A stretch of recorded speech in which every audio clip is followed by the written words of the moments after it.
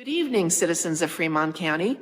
I am Linda Barton, Chair of the League of Women Voters of Fremont County. The League is pleased to host candidate forums during the 2020 election season.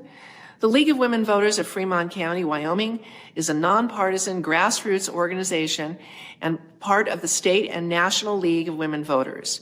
We believe voters should play a critical role in democracy.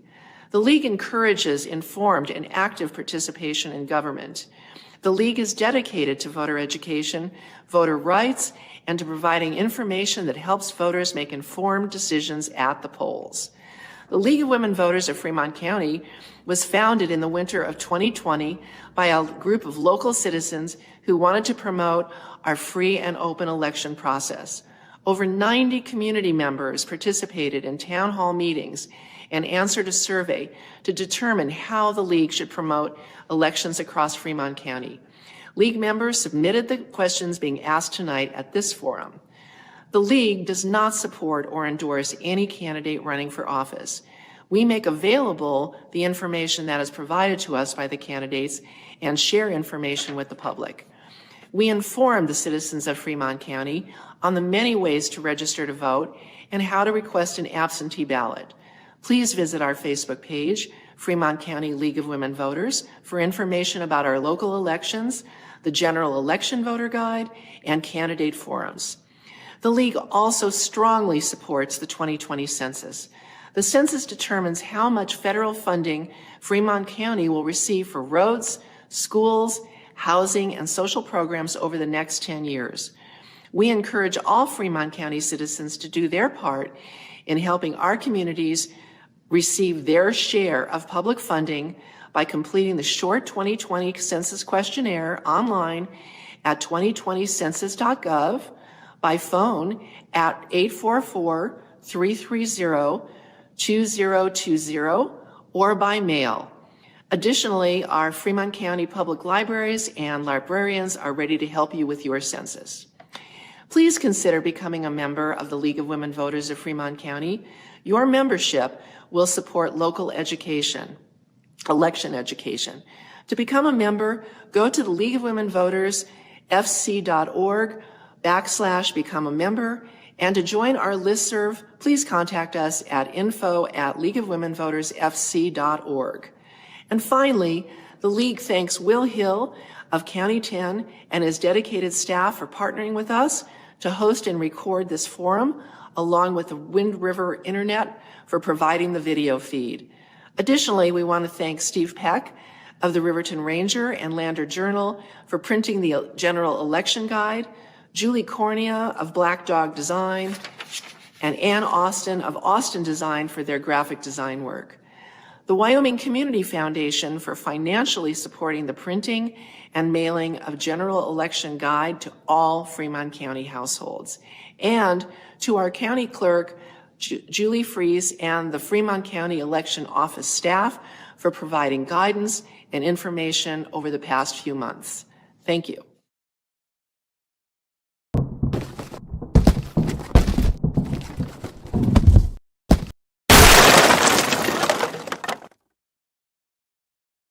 Good evening, citizens of Fremont County. I am Linda Barton, Chair of the League of Women Voters of Fremont County. The League is pleased to host candidate forums during the 2020 election season. The League of Women Voters of Fremont County, Wyoming, is a nonpartisan grassroots organization and part of the State and National League of Women Voters. We believe voters should play a critical role in democracy. The League encourages informed and active participation in government. Elderly, I'd get our children up early in the morning when it snowed so we could make it around a block shoveling their driveways and walks before our kids went to school, and me for work now as an established business owner with employees from around the county. 6 university degrees later, Becky and I are the elderly on our block. Not so elderly that I can't beat our neighbors up and clean my own sidewalks, but with our children gone, I've traded the snow shovel in for a snowblower. But it interests me now to observe my young neighbors whom I never see leave their house with a ball. It's generally with mountain bikes in the back of their pickups and climbing gear thrown over their shoulder. Lander has matured as a destination place and business is done globally through an electronic medium that was only developed in my lifetime. 16 grandchildren later, soon to be 18, I'm finishing up my 4th term in the legislature, having no regrets from running the first time and no hesitation about running for re-election this time. People come and go, I've stayed. The times have required or allowed changes in Lander and have allowed changes in me. But there are some things that I feel need to stay the same that I will share with you at the conclusion. Thank you, Mr. Larson. Mr. Wilson. Howdy, I'm Kevin Wilson, and I'm running to be a representative in the Wyoming legislature for House District 54. I come from a family of military veterans dedicated to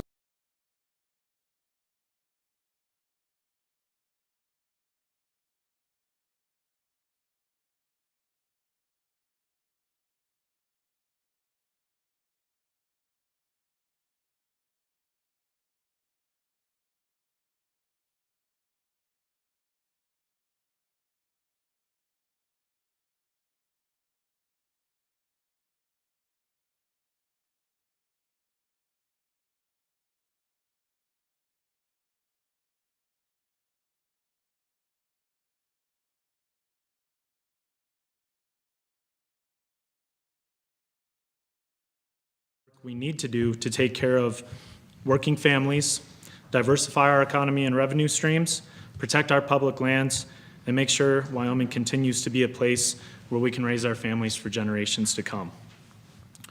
We have enough politicians in the legislature who represent the interests of the oil and gas industry. I will be a voice for working class people in Lander. I will work to expand Medicaid and lower the cost of care for families struggling to afford health care. I will fight to raise wages for our essential workers. I will fight for our teachers, administrators, and public employees who work hard to deliver high-quality public education and services to our community. And I will fight to keep our public lands in public hands for all Wyomingites to enjoy forever. When elected, I will serve the people of Lander, not the special interests. Thanks. Thank you, Mr. Wilson. Thanks to you both. We're going to proceed to questions. And Mr. Wilson, the first one will go to you, and then Mr. Larson. The Wyoming Constitution requires a balanced budget. In the face of a widely predicted budget shortfall, what specific measures on both the revenue and expense side would you prioritize to balance the budget? Yeah. So our state is facing some pretty unprecedented times right now, and it started even before COVID hit. Right now with COVID, we're facing at least $500 million revenue shortfall. And even before the pandemic hit, we were borrowing, over $100 million against the rainy day fund to continue to fund our essential services that all of our communities rely on. Here in Fremont County, 1 in 5 employees in our county are a state or local employee. They work for the state or local government. So I think it is extremely important to our community of Lander to hold and retain those jobs. When folks look at cuts, those impact real people, real working families. Cuts to education always shoot us in the foot because we're sacrificing our future for the expedience of the present. So what I will do is look to raise more revenues. There are some good bipartisan things that we can do for that. We can raise a corporate income tax. We can look at a real estate transfer tax. We can look at raising cigarette, alcohol, fuel tax revenues to be more in line with regional averages that we see in surrounding states. We can do these things with really no economic pain to our state and a lot more money in our state's coffers.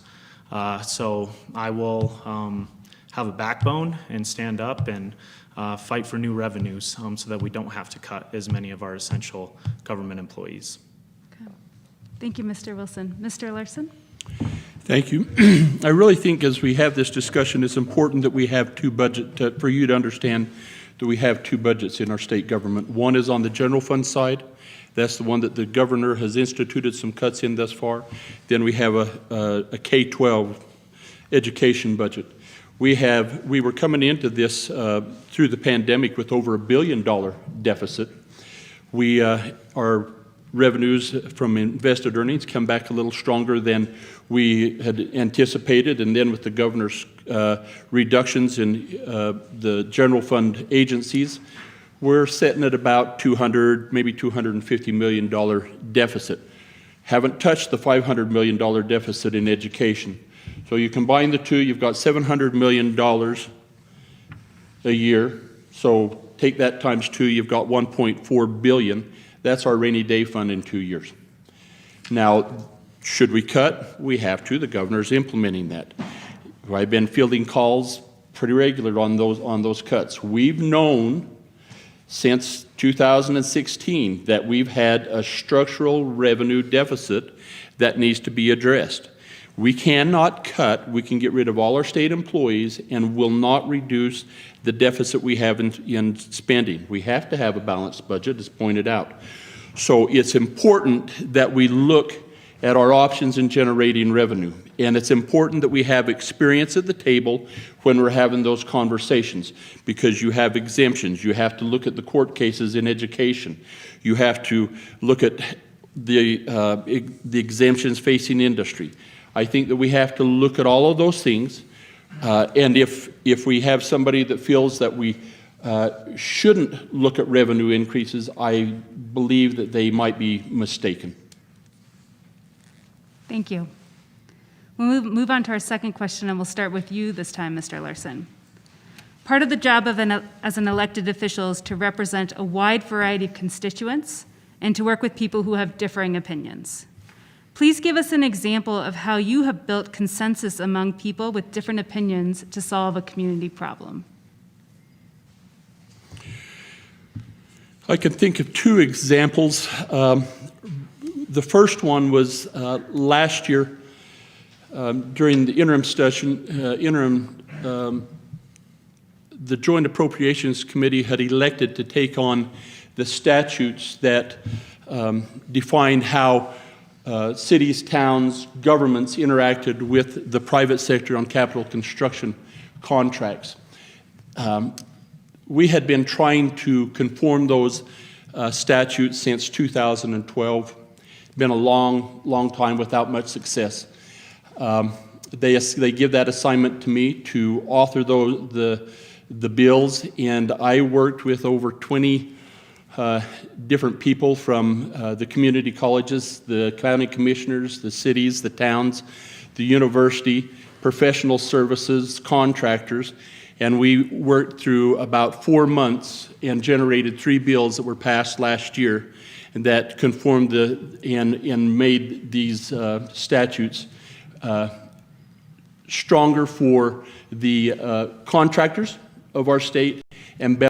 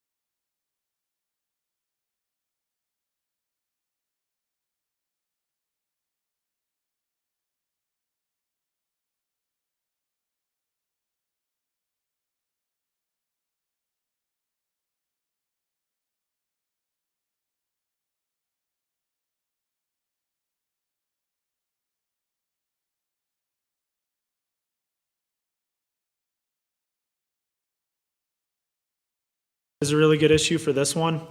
Public lands in our community, to me, they're the Declaration of Independence applied to the landscape, and they're invaluable to our mental health, our physical health, and they will continue to be invaluable to our economy moving forward as our economy continues to transition away from extractive industries.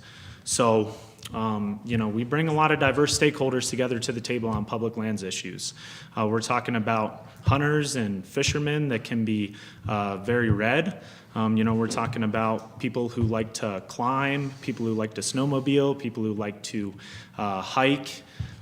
These are all very diverse people, and working with the Wyoming Outdoor Council and other organizations, we've really successfully lobbied against a lot of really bad public lands legislation in our state.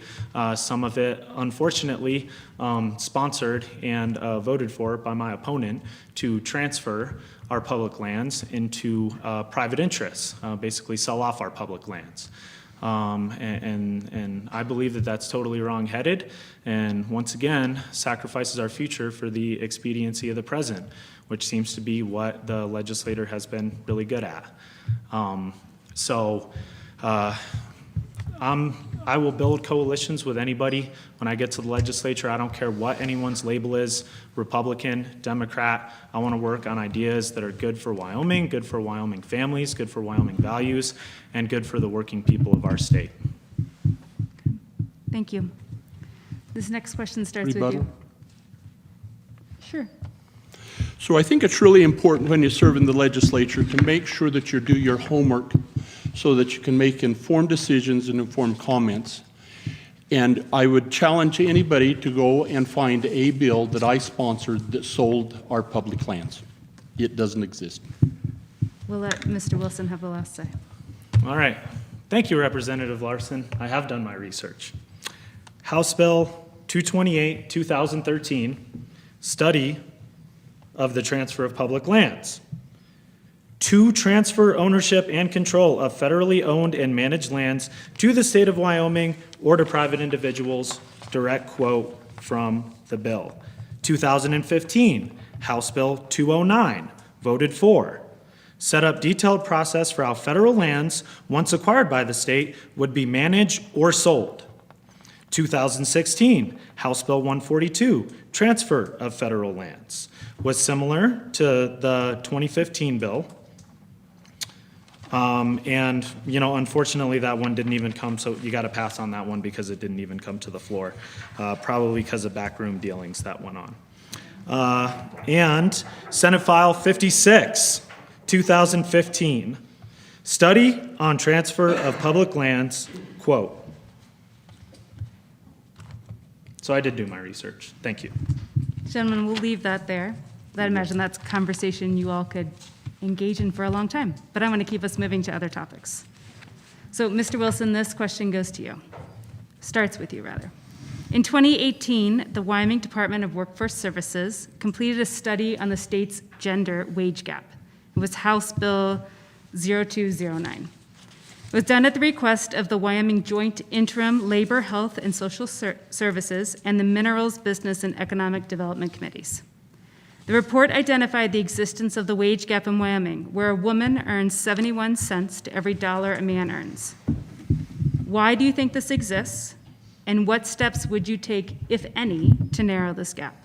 Mr. Wilson? Yeah. So I will definitely, there's been wage transparency legislation that has been introduced in the legislature already.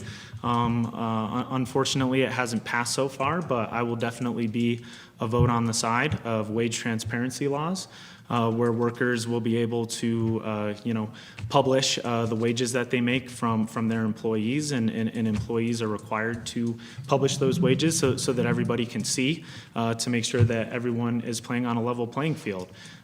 It's extremely important to me that we have equal pay for equal work in our country. My mom served in the Army, and she served in the Iraq War in 2003 to 2004, and she earned a Bronze Star when she was there, and she served her country with a lot of honor and dignity, and thank God the military pays a woman major the same as they pay a male major, but that doesn't exist in so many other jobs, and we have so many other jobs where women are doing the exact same work as men, but getting paid less. Kind of recent statistics on that are still around, I think, in the 80 cents on the dollar to the man's dollar on that. So we need to work through wage transparency laws to try and change that, and I will definitely support and fight for passage of those. Thank you. Mr. Larson? Thank you. I think that the wage gap is an important thing that we're trying to address in the state. Actually, Wyoming is at the bottom. We're 50th in the wage disparity there. And I think as you go back and as we look historically at the jobs in Wyoming, a lot of those jobs were at one time considered to be jobs for men. And we're finding that women can do those jobs as well. And you're seeing that gap close. It's closing slower than we would like it to close, but I think that it is closing. I think that there's some real positive things for Wyoming as well. We're at the top of the heap. when it comes to the number of females in the executive branch of government and in agency heads. So we're better than any other nation. If you look at our Supreme Court right now, we have 3 of the 5 justices who are women. First time ever in the history. So I wouldn't argue that we've got some row to hoe when it gets to the wage difference there, but I think that we have also made some significant progress in our respect for women and acknowledgement of the work that they do. Okay, thank you. Mr. Larson, we'll start with you for this one.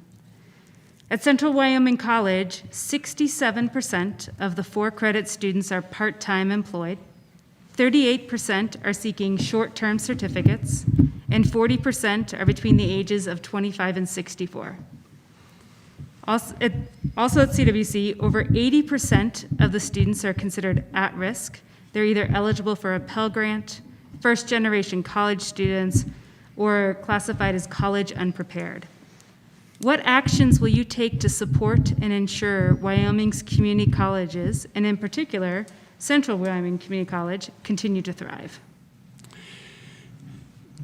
There's a fundamental problem in funding for community colleges right now, and that is that we have these community college districts, which for Central Wyoming College is Fremont County, and so we have a mill levy that goes to help support that. We also have an outreach in Teton County. There's no mill levy assessed in Teton County to help support CWC's endeavors in that county. Throughout the state, we have these districts that are a minority that provide the majority of the funding for their community colleges. We have talked, and the effort has been made, and I think you'll see a bill coming again this year that would make every state be required to help fund community colleges through a mill levy. Right now, CWC takes kids from Carbon County. There's no adjustment on tuition. We could do an adjustment on tuition as well for out-of-district students. But it's critical that with our economic situation the way it is, that we go back and look at the fundamentals, the foundation of how these colleges are to be funded. And community colleges were always intended to be funded within the district by themselves, and we need to make sure that those resources are there to allow them to do that. Thank you. Mr. Wilson? Yeah, I suppose I would say that the state really should continue to play a large role in the funding of our colleges. I don't think that the current funding model is in any way fundamentally flawed.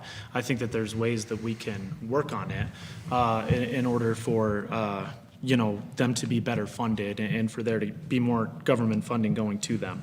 I support education and educators. My mom's a teacher, my sister's a teacher. So I know the hard work that our teachers do every single day in the classroom. That includes our community college professors. And our community colleges in this state provide so much for our citizens in the way of job training and opportunities.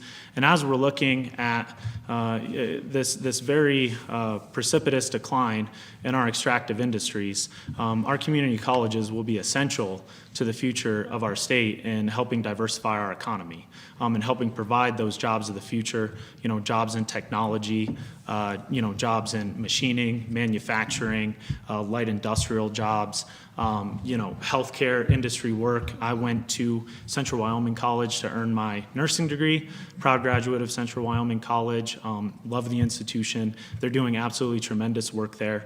We need to continue to support that work on a state level. We need to not, again,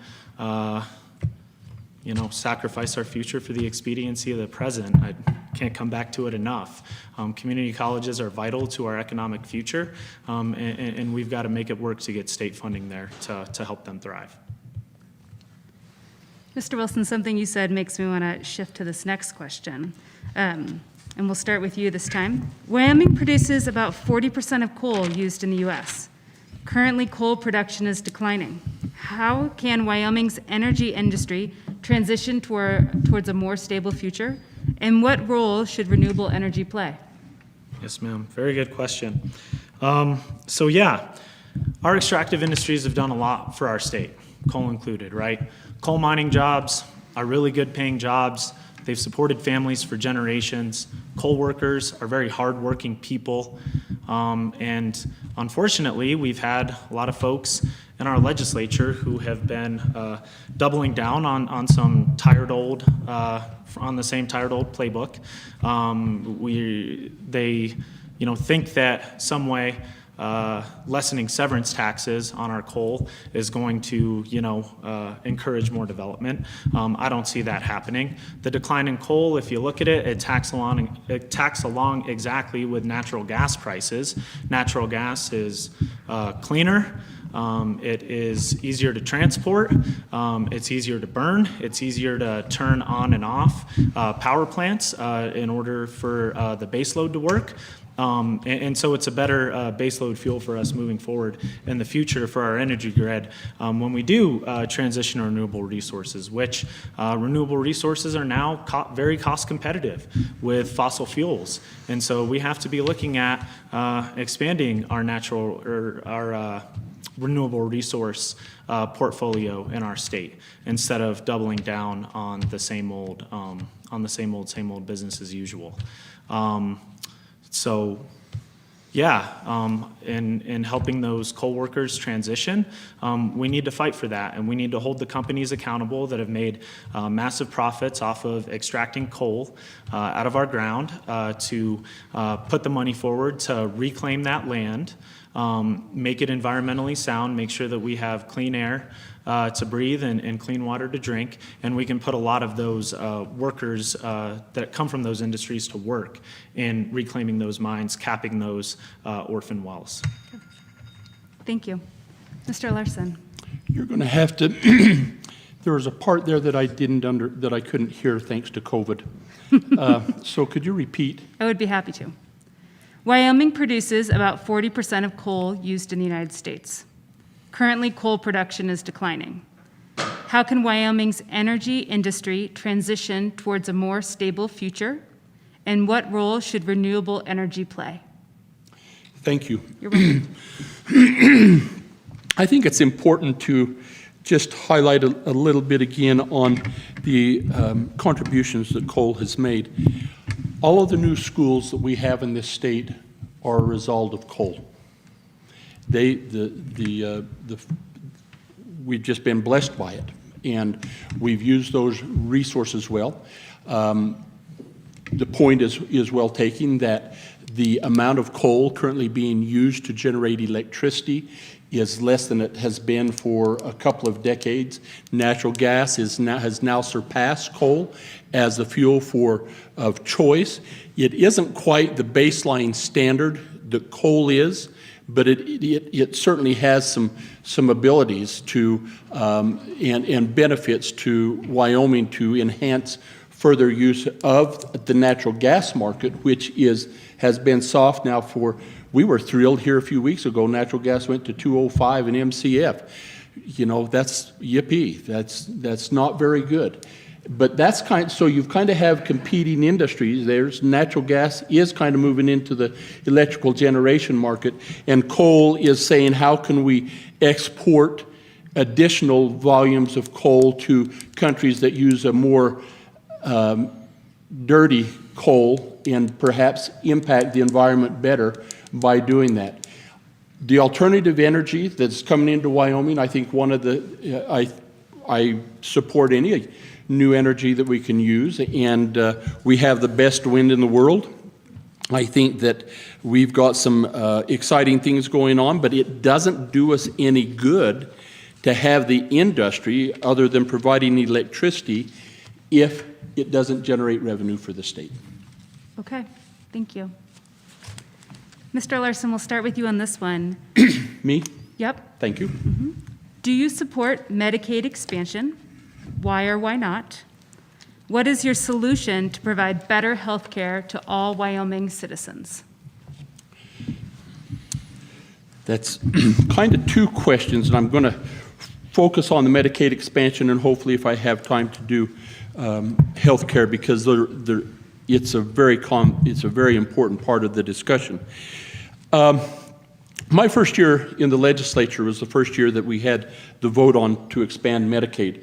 And as you'll recall with the Affordable Care Act, when that came out, there was a portion of that give incentives to help people have health insurance, and then there was a component there that addressed people who live from the 0 to 100% of the federal poverty level to just be put on Medicaid. That was the expand Medicaid, and it was mandatory. It was then that was decided that it didn't have to be mandatory, so then the states were left to make that decision on their own. I voted against expansion of Medicaid, largely because I was unsure of what the federal government was going to do down the road. We've seen in their funding for Indian Health Services and the Individuals with Disability Education Act, how they've promised to fund and then they fall short. People would argue with me and say that's not a good reason, but it was a good reason to me because I felt that the burden on the state was going to be huge. 8 years later, we look at what CMS is doing. The Center for Medicaid Service is allowing with Medicaid expansion. We've seen some states that are having more success with that and others that are not. I think that it's worthy to look at again. We had an amendment in the budget bill last year that I supported that would have allowed the governor to go to CMS one more time and say, where are we at now? Is this something that we can make work in Wyoming and help provide medical care for people that are at that level of poverty? I'm still in favor of looking at that. Whether once he found out what the issue was, I would make my vote then. We have to look. Thank you. Mr. Wilson. Yeah, so my stance is easy. It's really unequivocal. Yes, yes, yes. Please extend Medicaid in this state. We've left over $1 billion of federal funds that at a time when we desperately need to diversify our economy and diversify revenues coming into the state, we left $1 billion federal dollars for our healthcare system on the table because of folks like Lloyd and other ideologues in the legislature who scapegoated Medicaid expansion as some form of socialism. Government's going to take your health care, something like that. I don't know. It doesn't make any sense logically. So we need to expand Medicaid in our state. It would expand health care coverage to 20,000 more people in our state.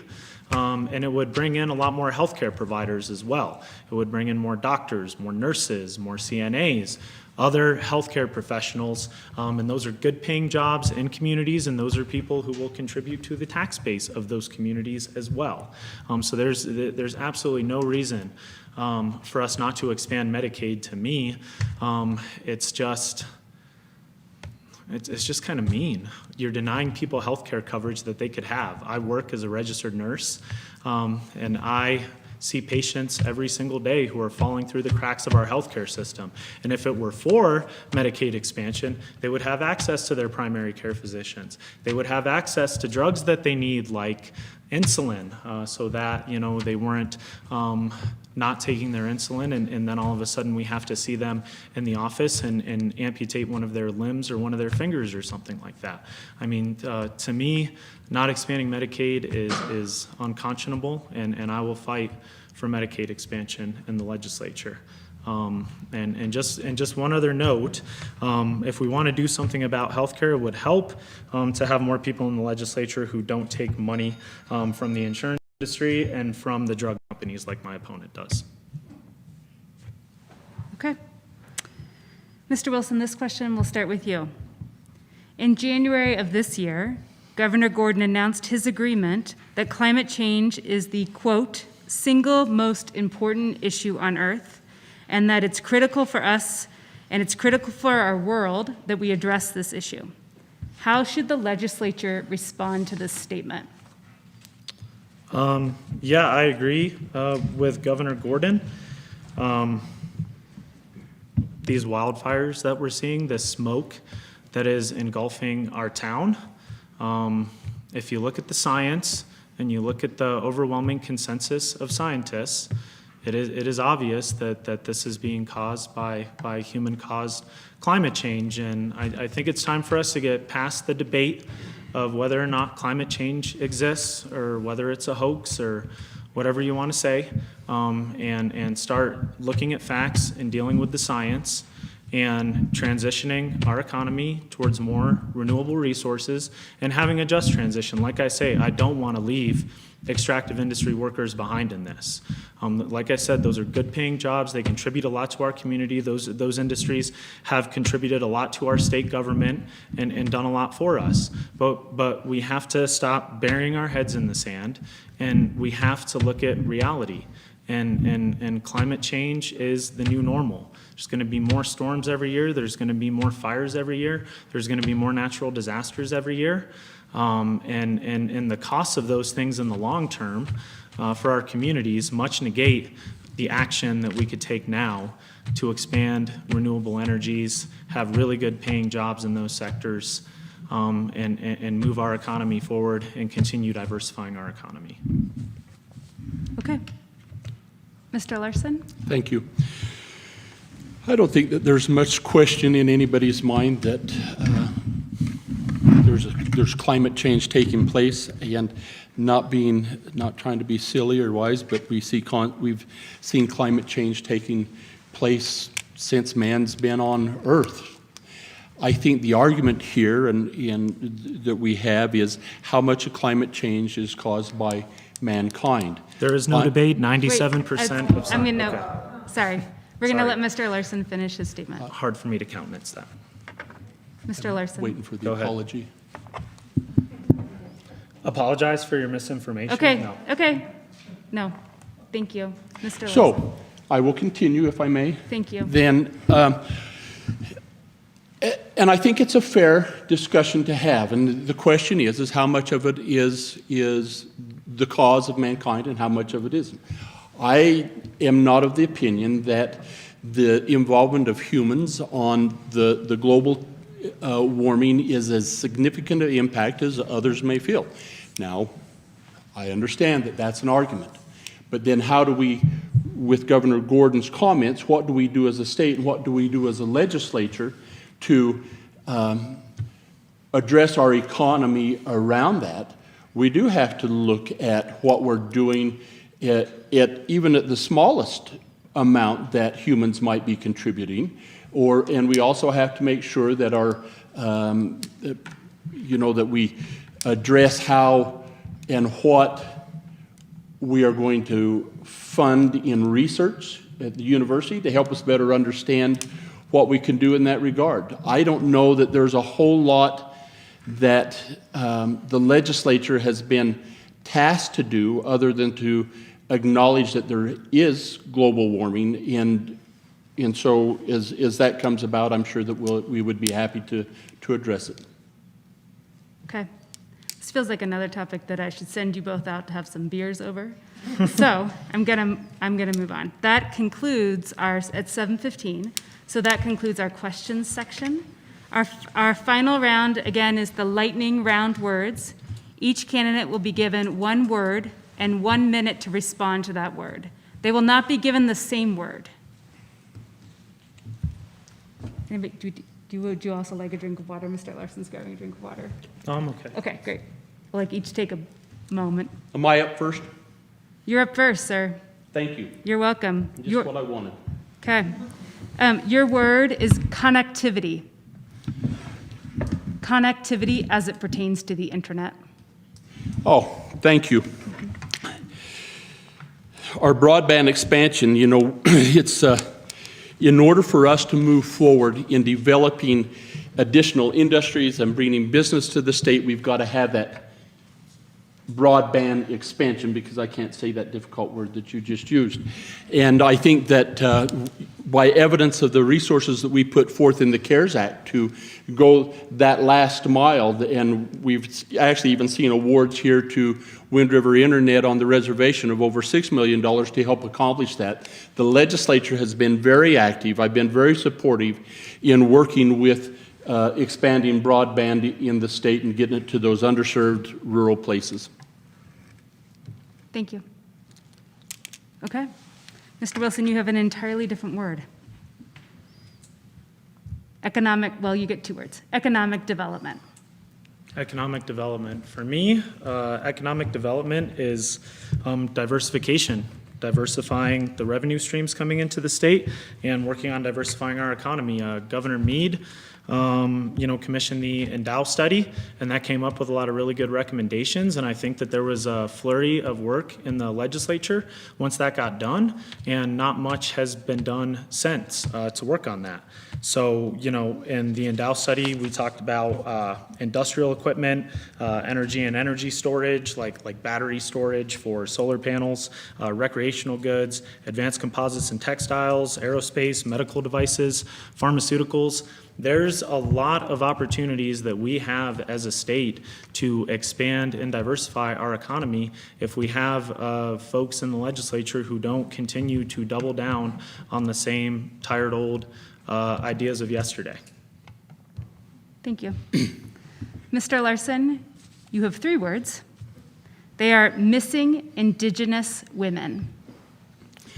I don't know how many of you had a chance to tune in yesterday to Joint Tribal Relations, a committee that I chair, and was responsible for passing the missing and murdered Indigenous women bill this last year, and some of the results we've seen that are positive interactions between our state agencies that didn't exist before. This is a sad and serious situation in our state, and it's not unique to Wyoming, and I'm really grateful for the work that we've done to address and bring this to the forefront, and I really commend Senator Raffi Ellis for all her hard work in making sure that takes place, and it has strong support in the legislature, strong support in the executive branch as well, and we need to make sure that every effort is made to make that those situations don't continue to happen. Okay. Mr. Wilson, transportation. Transportation. We've got to work on it. We've been talking about high-speed train from, Denver to Cheyenne for a really long time, and not a lot of work has been done on that. We've got to make sure that we keep our rural air transportation intact and well-funded as well. Rural airports like our Riverton Airport are really essential to the economic growth and development of Fremont County. People are only going to want to locate here if they can travel in and out of here easier, and it's a real barrier if you don't have a well-funded transportation infrastructure for people to want to move here. They don't see it as a place that they want to live if they can't get out of here, in here and out of here easy enough. So we've got to continue to make sure that transportation is well-funded. We have good rural air service, and work on transportation options of the future as well. Expanding recharge sites for electric vehicles and stuff like that. Thank you. Mr. Larson, tourism. Tourism. It's interesting to me that there's always this, if you say tourism and then you say industry, or you say industry and tourism as though they were competing industries, and they just do not have to be in Wyoming. Wyoming is a place where we have multiple use on our public lands, and there's room enough to allow industry. And we've seen the impacts of tourism here in Lander and how that's evolved over the years. And we have strong support in the legislature for tourism. We get a little growly at our tourism board sometimes because we'd like them to do a little more when they come to us for money. But we see a great future and a need on this revenue cycle to continue to work with tourism and try to enhance it as we can. Thank you. Mr. Wilson, LGBTQ2IA.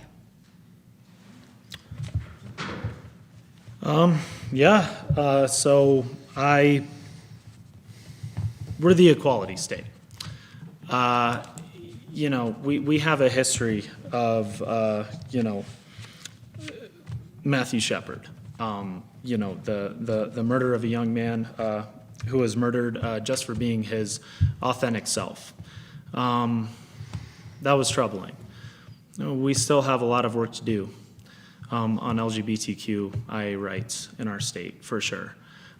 we could definitely pass legislation at the state level in the equality state, a non-discrimination law. I think Wyoming needs a non-discrimination law so that people cannot be discriminated against in their employment or their housing in this state based on who they love. Thank you. Gentlemen, I said I was going to give you 3 words each, but with your blessing, I'll give you each one last word. You're the boss. Okay. Mr. Larson, then your word is coronavirus. Thank you. Has that not been like the craziest thing you've seen in your lifetime, this coronavirus, how it's impacted us, how the decisions that we've been forced to make as a state and county and in our personal lives and in our businesses and the challenge that it's represented? I get a lot of questions on that, and I will just tell you that from a legislative side, and it's taken a lot of time, but we've had the responses to that are just right down the middle. Let's go to the park and hug each other. Let's get more plywood and pound up the windows. I respect and appreciate all that the governor's done in addressing this. I'm very pleased at the effort we've done to get money out into the community. We've had over $8 million go out to 211 businesses in Fremont County that help supports 1,000 jobs, all from the CARES money that was a direct response for the legislature in helping with the COVID pandemic. Okay. Thank you. Mr. Wilson, mental health. Yeah, mental health, having served in the military, having some depression, some PTSD from serving in the military, it's a really personal issue to me. And we've done some work in the state to try and expand mental health access, but going back to Medicaid expansion, that would be something that would get a whole lot of struggling people in our state access to physicians and mental health providers who are able to provide those services.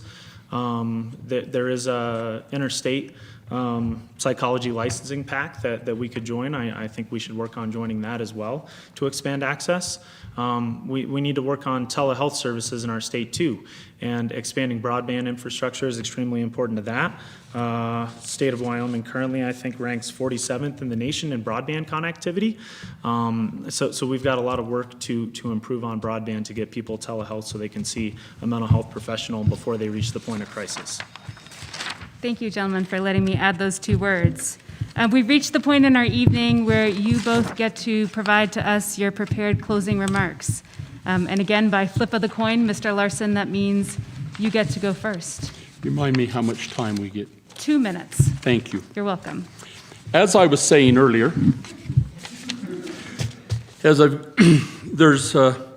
with 16 grandchildren, I finish up my 4th term. There's some things that I think really, Lander's changed, I've changed, but there's some things that need to remain constant. I think you need to get your butt out of bed in the morning so that it is not to waste a day. I think that you need to be honest. I think you have to respect the opinion of others.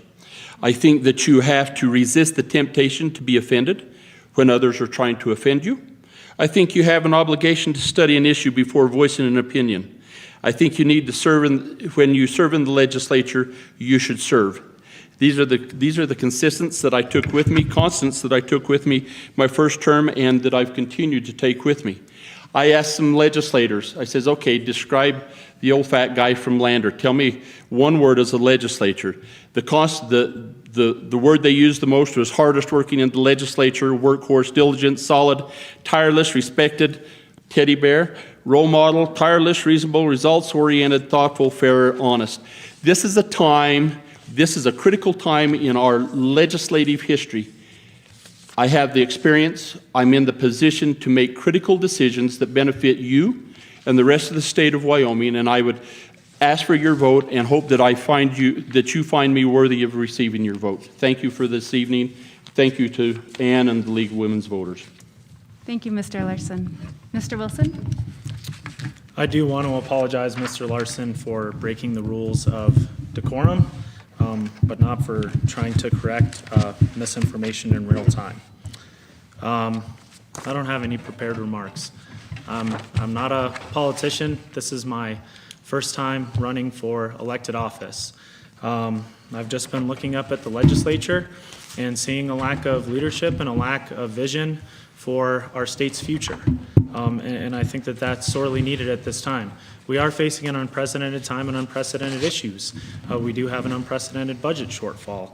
My opponent talks about his experience in the legislature. I asked, he has experience, crafting industry-sponsored legislation and putting that through. I have experience as a working person. I have experience serving my country in the Navy. I have experience working for government and in the private sector. I have a real diversity of experience and thought that I bring to the table that I think is very needed at this time in our state's history, as we really need to diversify our revenues and diversify our economy and move forward on things that have been stalled in the legislature by folks like my opponent. So I'm asking you as a neighbor to lend me your support in this election, and I promise I will work hard for you in the legislature every single day, and I will not forget the working class roots I came from, and I will always fight and work for working families. Thank you, Mr. Wilson. As we close, we'd like to thank these two candidates for taking time tonight to let us and other Fremont County voters know more about them and their views on important issues facing our community. We thank you both for running for office and for your willingness to serve the community. I'd like to encourage all of you to please stay tuned to the additional forums that will be hosted by the League of Women Voters of Fremont County. The current scheduled forums are on September 24th at 7 p.m., House District 55, on September 30th at 6:30 p.m., Fremont County Commission District 5 and District 2, and on October 1st at 6:30 p.m., Fremont County School District Number 1. Please go to the League of Women Voters of Fremont County website or to the County 10 elections page to find out more about the forums. We encourage you all to consult the voter guide that you either have received or will soon receive in your mailbox. All you have to do to get it is go get your mail. Thank you again for investing your time and energy this evening. We really appreciate it. And thanks to all of you for being here and for investing your time in preparing to vote. A quick housekeeping. If you do not want to set off the alarm of the library and get to explain to the police why you have set off the alarm and delay your dinner, please go.